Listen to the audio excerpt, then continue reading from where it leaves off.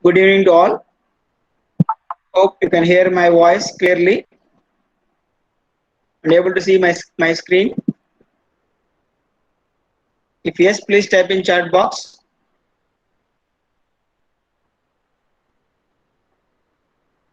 Please type in chat box.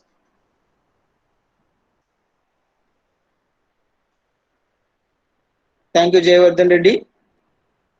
Thank you, Tejaswar Reddy.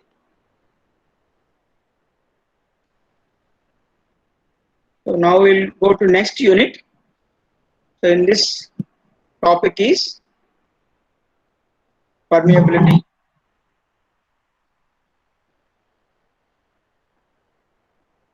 So here, fluid flow through soils. Fluid flow through soils. So why we have to study this? What is the motivation? So the ability of engineers to understand and predict the flow of fluids, usually water in soils, is essential for many applications in civil engineering. So there are many applications which require this knowledge. For example, here you can see one of the application is environmental engineering. This is a holding lagoon. Now here a toxic liquid is there, right? Now how it will transfer in the soil media? This is soil. How it will move? So at what rate is toxic liquid escaping the holding lagoon? Now because of the porous nature, this will move. This will be moving. But now it will move at what rate it will move? How long might it take liquid to reach the groundwater table? So this toxin may go and join below underground water table. Okay, so how much time will it take to join the groundwater table? And also, what can be done to slow down the rate of escape of the pollutant? Now this is a pollutant. If it mixes with groundwater table, it pollutes the groundwater. Okay. Now if we want to slow down the process, so what we can do? Slow down this process. This is one of the application. And also in construction engineering. Now you can see here, I want to lay this foundation, right? Now see here, water table is there up to this level. This water is there here. So this is the soil ground level, right? But here water is there. So this is the ground level. This is the ground level. But now water is up to this level. Now I want to lay this foundation in water. How to do in water this foundation? So for that purpose, we go with this temporary sheet piles. We construct temporary sheet piles.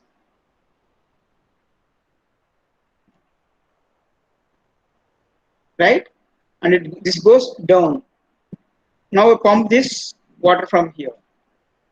Then, so what the water has to travel through this. Because that we see that this water will not move more than this height.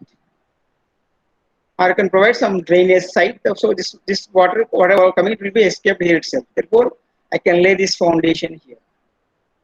So this is called temporary sheet pile wall cofferdam structure around the site and to pump the water. So with this I can pump it. If more water is coming here, so I have to incur more cost of pumping it. Now we have to reduce this seepage. So we go with sheet pile, a temporary sheet pile wall of a dam structure.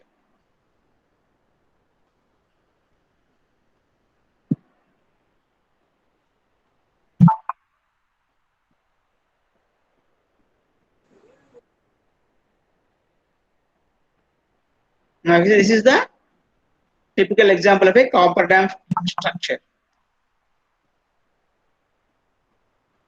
See, this is the sheet pile wall.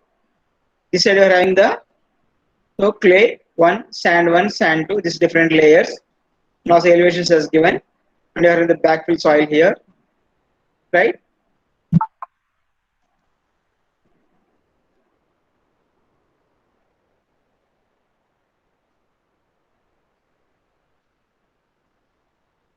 So this is the bottom of pile, and this is the bottom plug. Here you have to place it, right? So you have to do this construction. So you are putting here sheet pile wall, so that this soil will not fall over here. I want to construct here. Okay, I put a sheet pile here, then I excavate here, then I do this bottom PCC plug, then I will go with pile, constructing the pile. This is another typical example.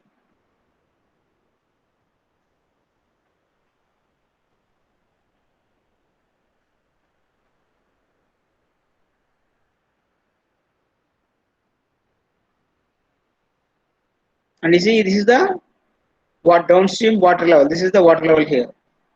And here, this is the river bed. Right? We're having the river bed here. So water may be there. So this water will go and seeps here.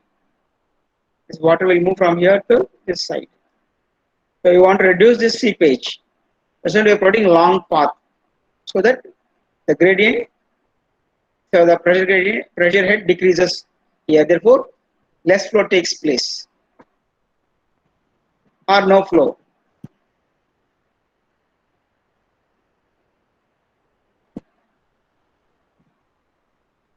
In construction engineering, important questions that would need to be answered are: what will be the rate of water inflow to the site? Because I have to estimate that properly. Based on that, I have to select the type of pump to pump the water. Suppose if I am selecting a small pump and rate of flow is more than the pumping capacity of the pump, what happens then? I cannot dewater completely, therefore I cannot start construction process. Therefore I have to see that the pumping rate should be more than the rate at which water is entering into the site. Is it possible that the soil will liquefy and endanger construction workers? So there is a possibility of liquefaction because of the exit gradient exceeding the critical gradient. That what happens? There is a liquefaction takes place. So the soil becomes like a liquid. If that is the case, there is a loss of shear strength of the soil, complete loss of shear strength of the soil. In that case, we cannot do any work there. So our objective is to gain an understanding of the mechanics of fluid flow in soils, so that engineering problems of this type can be eventually be addressed. So by having this knowledge, we can solve the engineering problem of this nature. Now, how the fluid flow takes place through the soil? The fluid flow through soil. Now you can see here, it moves around the voids of the soil grains. So it takes different paths. So tortuous path. It's called as tortuous path. So it's not straight. The flow is not straight, right? Like in pipes, it is straight.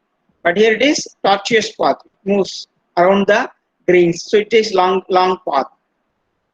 So soils are assemblages of solid particles with interconnected voids through which water can flow from point of high energy to point of low energy.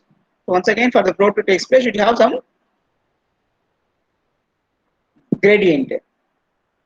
Then only pressure gradient, then only the water can move. That is, the water moves from high energy point to low energy point.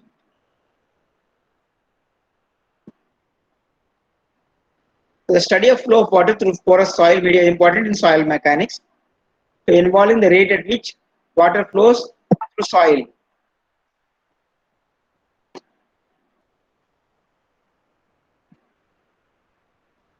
That is determination of rate of leakage to earth dam. So we need to estimate, based on this, we need to estimate what is the leakage to an earth dam. If you are constructing earth dam, we need to estimate what is the leakage taking place through the earth dam.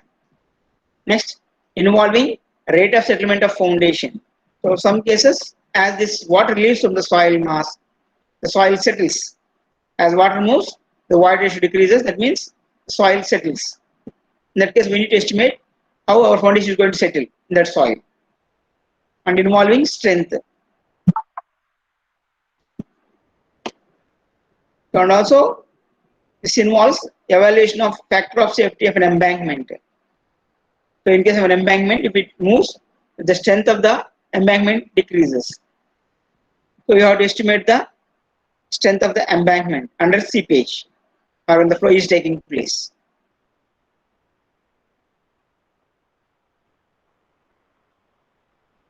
So fluid flow through soils.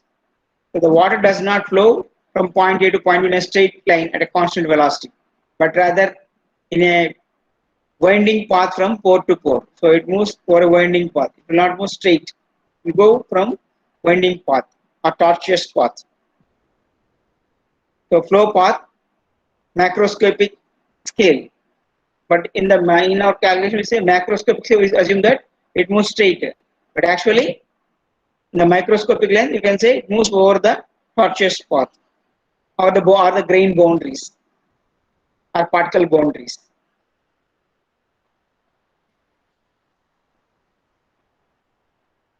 So fluid flow through soils, we know already from fluid mechanics, Bernoulli's equation. According to Bernoulli's equation, the total head at any point in water under motion can be given by the sum of pressure head, velocity head, and elevation head. So Bernoulli's equation, the total head at any point can be, at any cross section of the flow can be taken as H is equal to pressure energy or pressure head, velocity head, and datum head or elevation head. So here P by gamma represents the pressure head of the fluid and has unit length.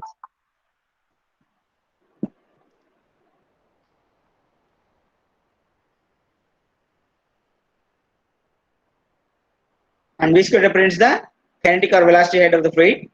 It also has units of length, so the units is length.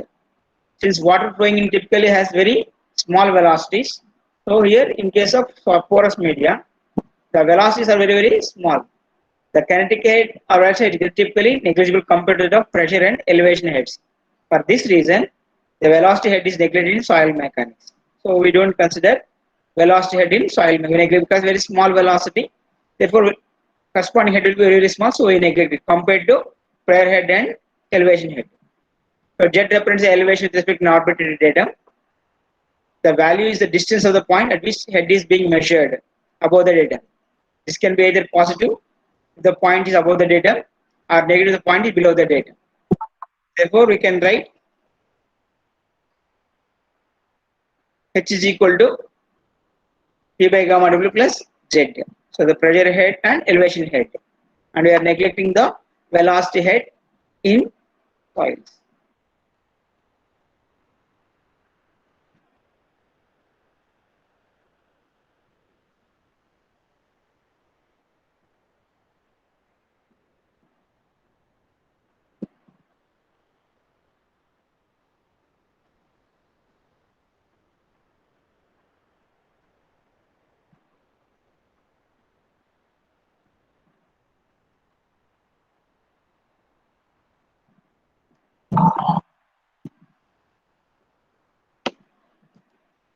So flow of water through soils. Water flows in soils only when there is a gradient in head H. Lack of gradient head implies that water is not flowing. So the water flow has to take place, there should be a gradient. Whenever there is water flow in soils, there is energy dissipation occurs. So already we have studied in fluid mechanics. As the flow takes place, there is loss of energy along the flow. So here also, as the flow takes place, energy dissipation occurs. It means energy goes on and decreases. In soils, water permeant water always flows down the gradient. So that is always flow takes place from higher energy regions to low energy region.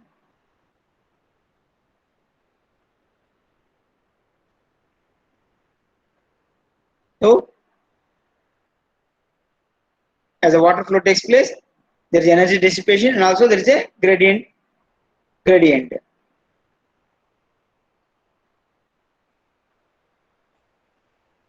Now you can see the sketch. Observe the sketch properly. Flow of water through soils. Example, uniform head distribution in a soil deposit. Now you can see here. We select some points. This is the reference datum. Select point 1 and 2. But at both the points, say the water level is horizontal. Insert the piezometer at point 1, also at point 2. So at point 1, the piezometer head measured is H1. At point it is H2. And the datum head is Z1.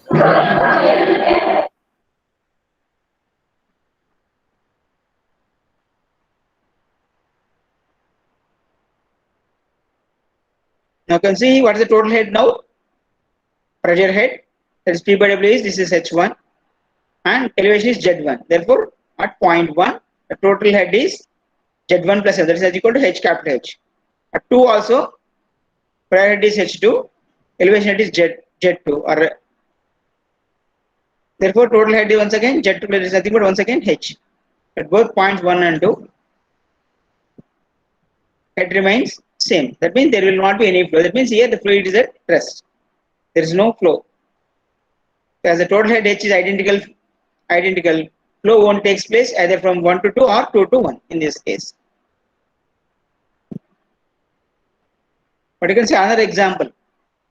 That's in static water in capillary tube. Now you can see here, consider capillary tube. Now at this point the head is there. This is HC head, capillary head here. Okay. But what is the pressure here? At this point, 2 point atmosphere. What is the pressure at point 1? Atmospheric pressure. Right? Therefore, at point 1, if we take here, elevation head is on what? From here, elevation is HC and pressure head is minus HC. So here it is a negative pressure. So minus HC. Therefore, total head is 0. And point 2 also, elevation head is 0. That means this is elevation. And pressure also 0. And here also it is 0. Therefore, total head at point 1 and 2 is 0. Therefore, there will not be any, there is no energy difference. Therefore, there cannot be any flow here. This is a static case. Therefore, there is no flow of water in this situation. So, heads in static water in capillary tube. So, here also there is no flow.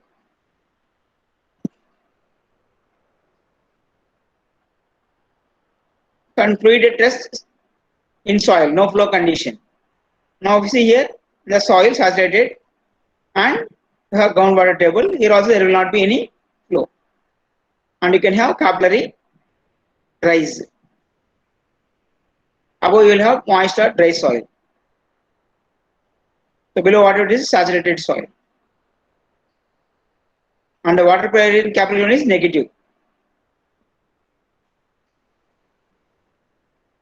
Now you can see here.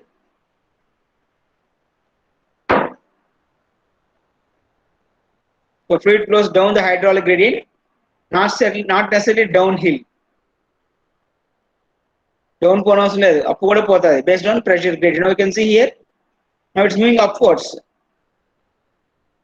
Because this is a confined aquifer and it's a reference datum. But here the prior head is, you can see here, elevation is Z1, prior is P1 by gamma W. So the total head is H1. Here the total head is Z2 plus P2 by W. Now this is H2. And you can see here H1 is more than H2. There is a gradient exists. Prior head, let me observe that H1 is greater than H2. Therefore, water flows down the hydraulic gradient from point 1 towards point 2. So, there water flows from this point to this point. Okay. So, as the prior gradient is there, so it is moving even though upwards.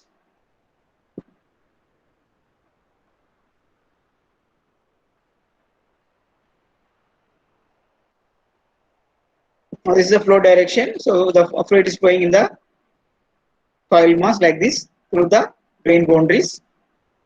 Assumptions here is we are assuming that soil is fully saturated. So, flow of water through soils. We are assuming the soil is fully saturated, right? And frictionless boundaries. We are assuming that the boundaries are frictionless. And flow is laminar. So, once again, we are assuming the flow to be laminar. That means Reynolds number is RE is less than 1. You can see here in case of pipes for laminar flow, RE will be less than 2000. But here in case of soils, because it's flowing through very small volume, so here flow will be laminar only when RE is less than 1. It's not same as pipes. And how to calculate RE here? So you know there it is, formula is Reynolds number is rho by d by mu. So rho is water density,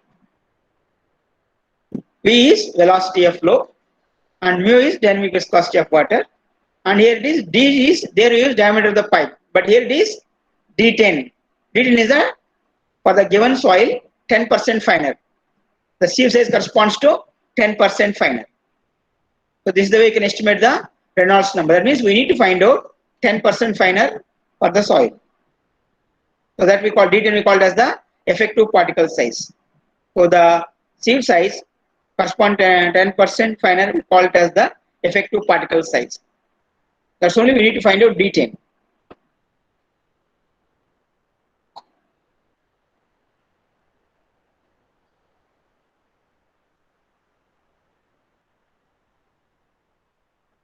You can see here, observe the sketch. Now this is the soil medium. Here this is the soil medium. So this is the soil. You can see here, this is the soil. Now this is connected. Okay, through. Now here we have created a head, this height of head, and here this is head is this much. Now we take the datum. So this is the datum, and we take the center here. Elevation is ZA, and the prior head is PA by gamma W. That is HA. So the total head is called as small HA, and here the total head is small HB. That is ZB plus P by gamma W. And here HA is greater than H, therefore we'll have loss of head as the flow takes place from this end to this end. There is a loss of head. Delta that is HA minus HB is the loss of energy head. Loss of energy head. And this is the length of flow.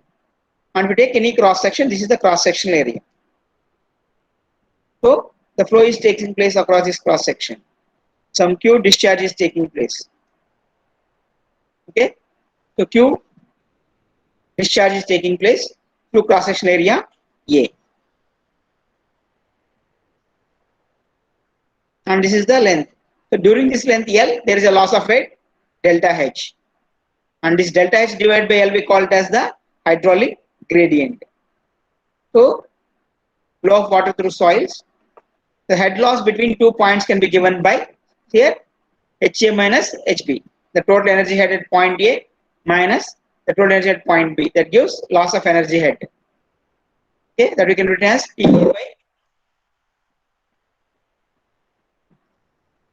PA by gamma W plus ZA minus P by gamma plus ZB.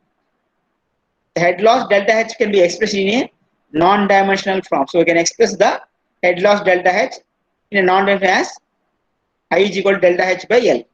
So I is called the hydraulic gradient. L is the length of flow over which loss of head is occurred. So here L is the length of flow over which the loss of head is occurred. So therefore hydraulic gradient I is equal to delta H, that is the loss of head occurring over the length L. So I is equal to delta H by L.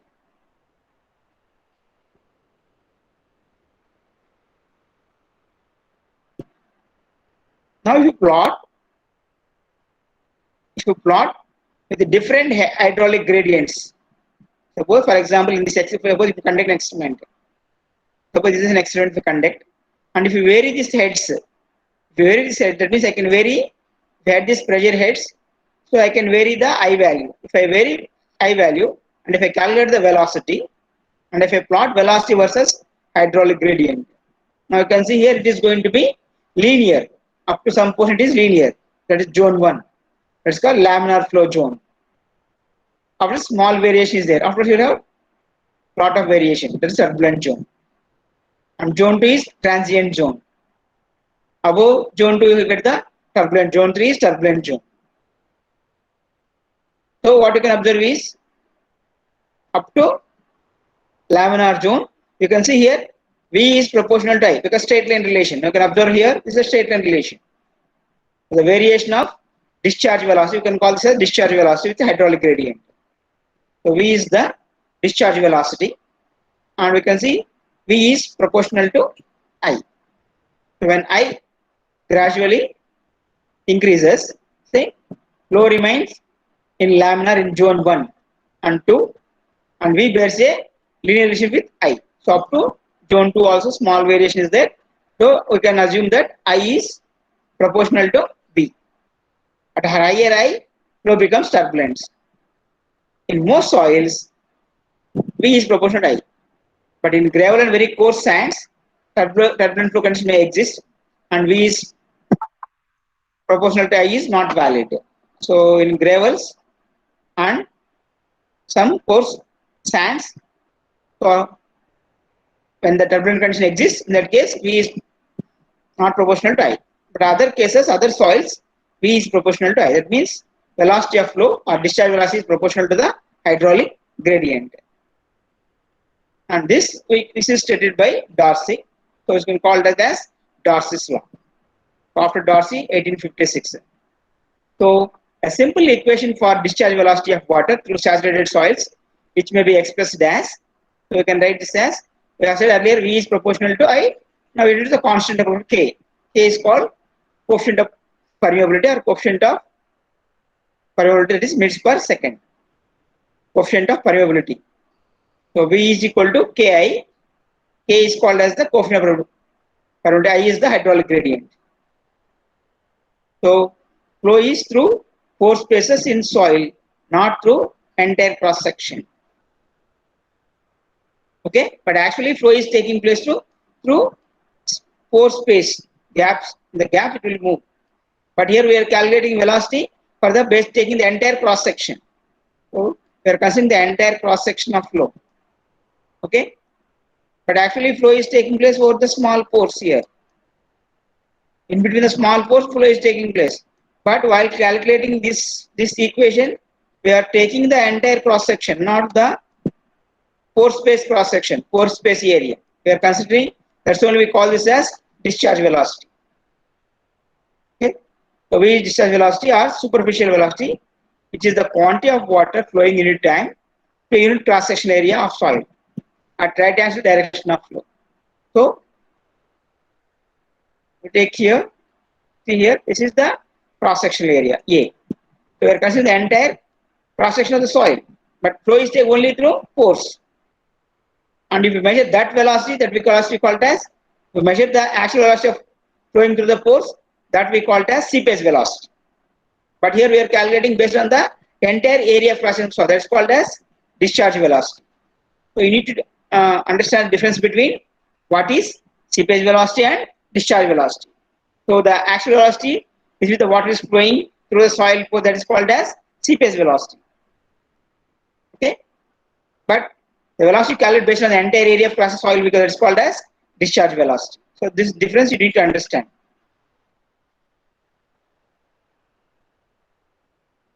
So Darcy's equation is usually combined with the continuity equation. So we know Q is equal to discharge is constant. Okay, as the flow takes place, I think already interested in fluid mechanics. When there is no insertion of fluid mass or so between two cross sections, if there is no addition of fluid mass or there is no withdrawal of fluid mass, then you can say that continuity equation is valid. So whatever Q is entering here, it has to leave here itself. So Q is constant along the flow. So Q is the total rate of flow through the cross sectional area A.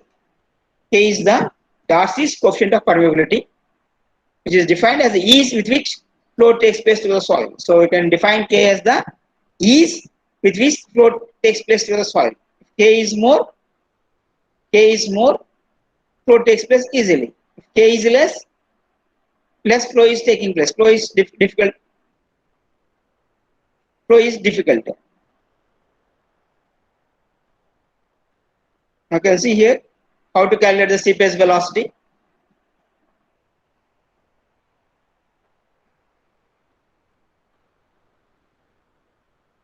Now this is the total area, but we are having area of voids. We are considering the area of voids as AB.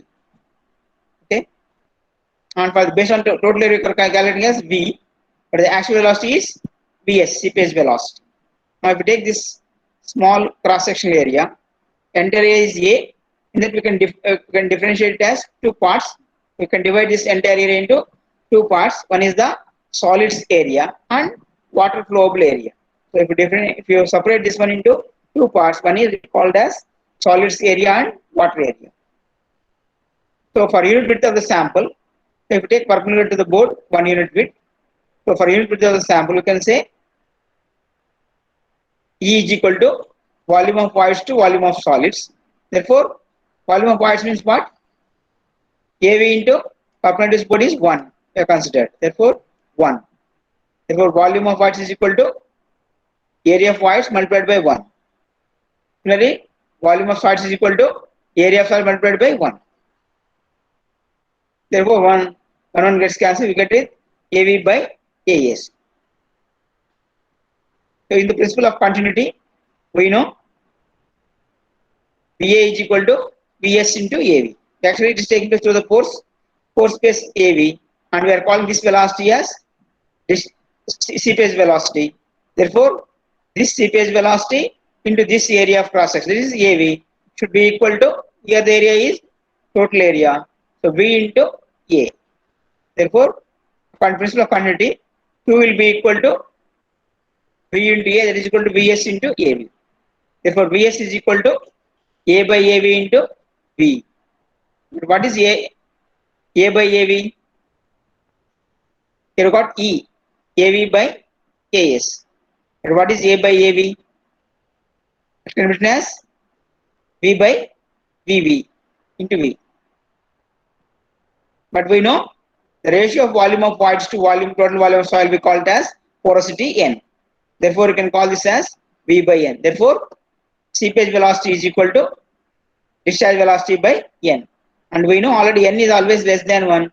Therefore, Vs is always greater than V. So, since 0 less than equal to n less than greater than equal to 100%, sorry, here also this is not greater, this is less than. Because n lies between 0 to 100%, that is less than 1 fractions. Therefore, Vs is always greater than V. Therefore, seepage velocity is always greater than V.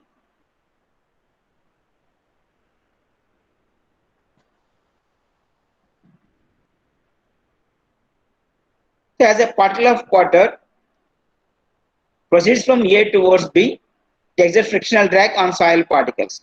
So, as it is moving, we know because of the friction, it exerts drag force.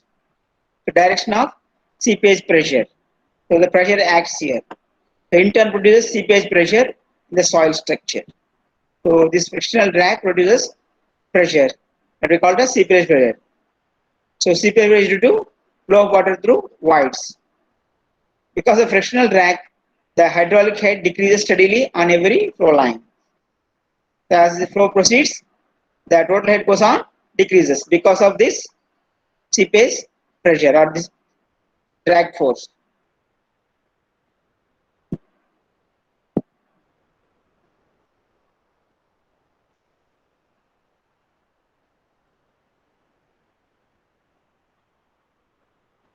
And we know the total stress is equal to effective stress plus pore water pressure. Already we have learned today's class.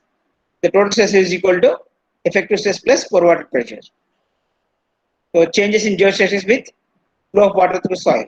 So as the flow takes place, okay, as the pore water pressure changes, therefore the geostatics also changes.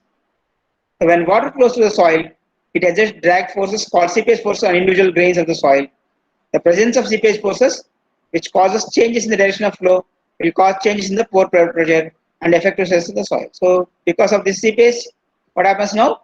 Pore water pressure changes, in turn causing the change in the effective stress of the soil mass.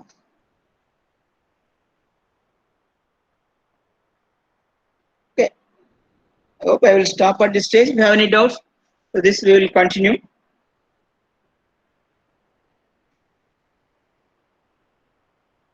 So the expression for hydraulic gradient. Okay, and what is critical hydraulic gradient? To define this case, and expression for critical gradient, that is gamma dash by gamma dash is equal to Gs minus 1 by 1 plus E. Expression for critical hydraulic gradient, and conditions were for quicksand condition, and examples for quicksand condition. Okay, that completes. Okay, this part will explain in the next class. I think I will stop at this stage. If you have any doubts, please pose your doubts. I request.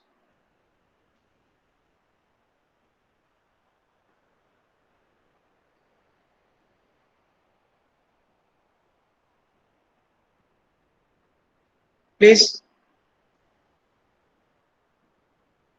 type in chat box if you have any questions.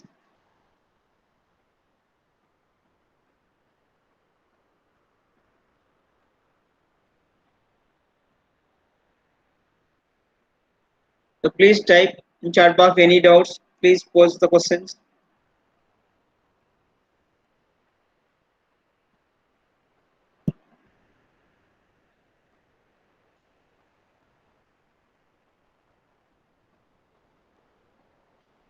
Okay, if you don't ask any questions, I can't do anything. If you have doubts, or you can unmute and ask the question, or you can raise your hand. Want to ask any doubts, you can raise your hand.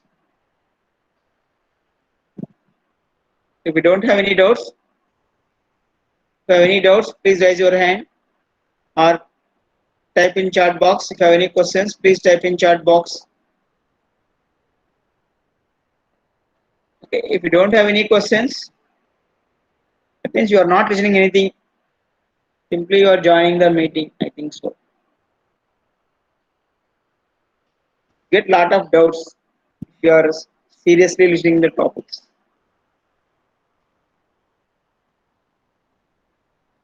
Okay. Thank you very much for listening.